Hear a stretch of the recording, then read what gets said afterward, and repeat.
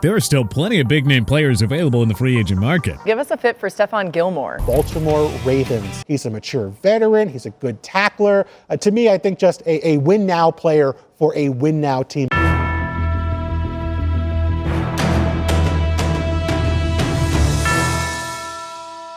While most of them are well past their best before dates, how about we play matchmaker for the top remaining 2024 NFL free agents? Justin Simmons, Pittsburgh Steelers. The two-time Pro Bowl safety was released by the Denver Broncos in a cap-saving move, and it's simply stunning that he has been on the market for this long. Simmons is an elite cover safety with 30 career interceptions and 64 pass breakups. He could do wonders working alongside fellow superstar safety Minkah Fitzpatrick in Pittsburgh, adding yet another weapon to a already stingy defense led by T.J. Watt, Alex Highsmith, and Cameron Hayward. Pittsburgh won the offseason by swapping out Mitch Trubisky, Kenny Pickett, and Mason Rudolph for Russell Wilson and Justin Fields. Adding one more big-time stud on defense would just be a cherry on top. And they can accomplish that here by bringing in the four-time second-team All-Pro. Tyler Boyd, Los Angeles Chargers. The Bolts desperately need receiving help after trading Keenan Allen and releasing Mike Williams. Yes, they'll have the chance to take a top pass catcher with the number 5 pick, but, why stop there? Boyd, a two-time 1,000-yard wideout, saw his stats dip following the arrivals of T. Higgins and Jamar Chase.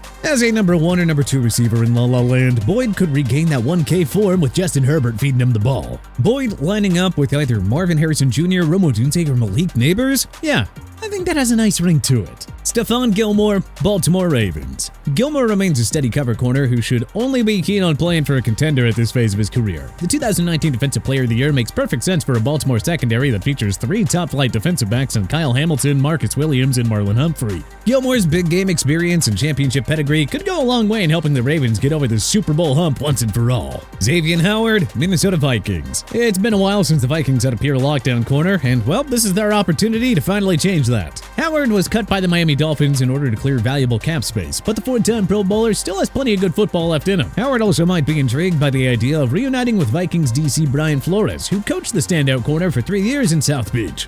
Odell Beckham Jr., Las Vegas Raiders. OBJ isn't in his prime anymore, but the veteran wideout can still come up with the occasional big play and serve nicely as a number 3 receiver. The Raiders already have a top receiving duo in Devontae Adams and Jacoby Myers, but the 3-time Pro Bowler could be a serviceable weapon for the Aiden O'Connell Gardner Minshew QB room. Beckham put up 565 receiving yards in a run-first Baltimore offense last year. A retooling team like the Raiders would be just fine with that production. Not to mention that OBJ's personality would mesh well with energetic head coach Antonio Pierce.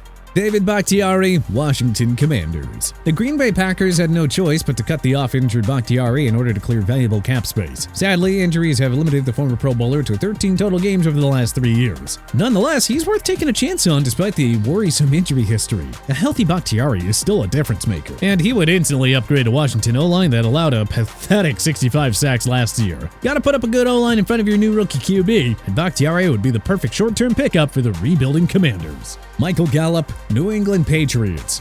The Patriots haven't had a 1,000-yard receiver since 2019 when Julian Edelman hit that mark in his last year with Tom Brady. In other words, wide receiver has been an issue in Foxborough for quite a while now. Not saying that Gallup would regain his 1,000-yard form in New England, but he would most certainly be an upgrade over the other guys on the roster. The big-bodied wideout would be a nice addition to a New England team that will likely have a rookie QB under center next season. Steven Nelson, Atlanta Falcons. The signing of Kirk Cousins puts the Falcons squarely in win-now mode, meaning GM Terry Fontenot has the green light to, make more win-now moves. The Falcons already have A.J. Terrell and Jesse Bates to lead a solid secondary, but you can never have too many quality defensive backs in today's NFL. Nelson notched 4 picks last season and yielded a passer rating of only 73.3 when targeted per Pro Football Reference. Nelson would be the ideal number 2 corner to accommodate Terrell, who's usually assigned to the opposition's top pass catcher. A Nelson-Terrell cornerback duo would be the best in the NFC South and put Atlanta that much closer to its first division title in 8 years.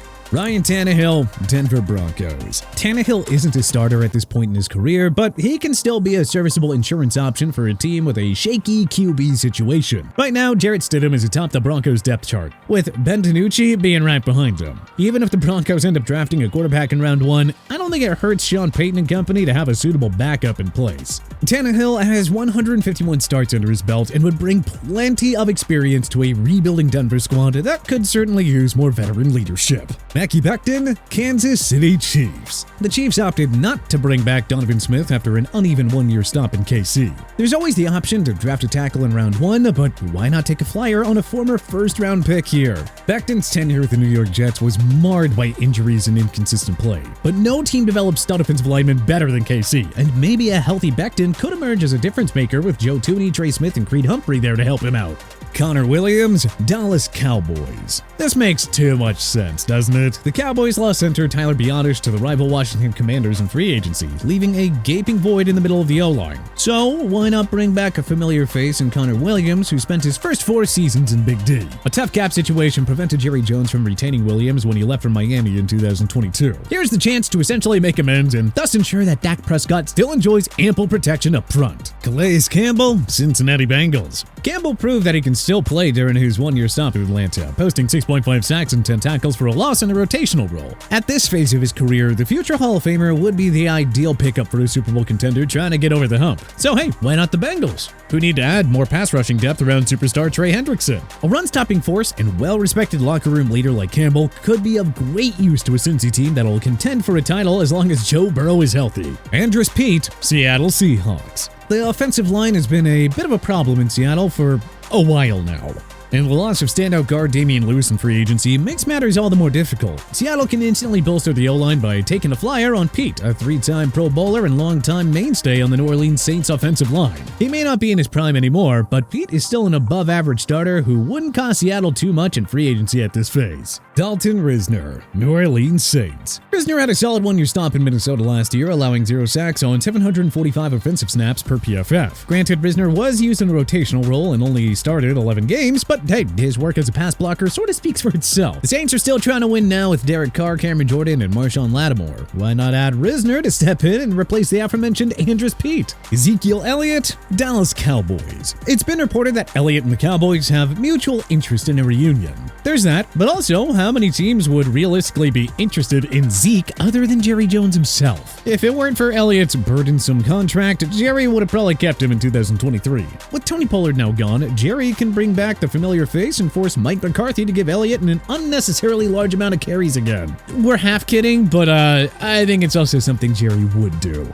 Dallas has to bring in a new number 1 RB, but bringing back Zeke for goal line carries and pass blocking, a field he excels in, really isn't the worst move. His return would also be a nice morale boost for a Dallas team trying to bounce back from yet another brutal postseason loss. Adoree Jackson, San Francisco 49ers. Jackson's career has been highlighted by incredibly up-and-down play. Just look at his advanced statistics at PFR. Schematic fit is obviously a key here for Jackson, and since few teams seem to develop stud corners as well as the 49ers, heck, why not the West Coast for Jackson? The 49ers have a dynamic cornerback tandem in Charvarius Ward and Diamador Lenoir, but the depth kind of dries up from there. Jackson might flourish as a number 3 corner in a San Fran secondary that was exposed by Jordan Love, Jared Goff, and Patrick Mahomes in the postseason. Michael Thomas, Buffalo Bills. I mean, why not? The Bills traded Stefan Diggs to Houston and lost number 2 wideout Gabe Davis to the Jacksonville Jaguars in free agency. I mean, they gotta add someone at wide receiver, right? Injuries have derailed Michael Thomas's career over the last 4 years. Keyword is if. But what if he could just get healthy for just 1 year? If that happens, the 2019 Offensive Player of the Year could serve as a useful number 2 or heck, even 3 pass catcher to Josh Allen. Marcus May, New York Giants. The Giants lost standout safety Xavier McKinney in free agency and haven't found a suitable replacement yet. The cap-strapped Saints were forced to release Marcus May in a cap-saving move, but he remains one of the game's elite cover corners. Per PFR, May has allowed just 1 TD in coverage over the last 3 years, and that was in 2021 with the Jets. The Giants' secondary has been a problem for a while now. May's elite cover skills and football IQ would make him a welcoming addition for Brian Dable and company. Hunter Renfrow, Carolina Panthers. Renfrow's 103-catch, 1,038-yard season feels like a lifetime ago, but it wasn't that long ago. Anywho, we remain convinced that Renfrow can still be a 1,000-yard receiver in the right offense. He was never going to repeat that dream year in Sin City following Devontae Adams' arrival after all. And you know, Bryce Young needs all the weapons he can get. Adam Thielen and Deontay Johnson are definitely a nice tandem to work around, but Renfrow would be a nice third option for Young there, especially on third down situations. DJ Chark, Los Angeles Rams. Well, it's clear that DJ Chark will never regain that 1,000-yard form that we saw during his 2019 year in Jacksonville. But he's still good for 500-plus yards a season when healthy, making him a fine number 3 option for a team looking to upgrade its receiving depth. The Rams don't have much at wideout after stars Puka Nacua and Cooper Kupp. If Chark could put up 525 yards on a lousy Carolina team as their number 2 receiver, just imagine what he could do with Matthew Stafford slinging him the ball. But hey, which other top remaining 2024 NFL free agents do you want your favorite team to sign? Let us know in the comment section below. If you like this video and learned a thing or two, clicking the like button helps out a ton. And hey, we appreciate it. If this is your first time coming around to TPS though, subscribing is a great idea because we put out videos like this every single day. But as always, thanks for watching and we'll see you guys next time.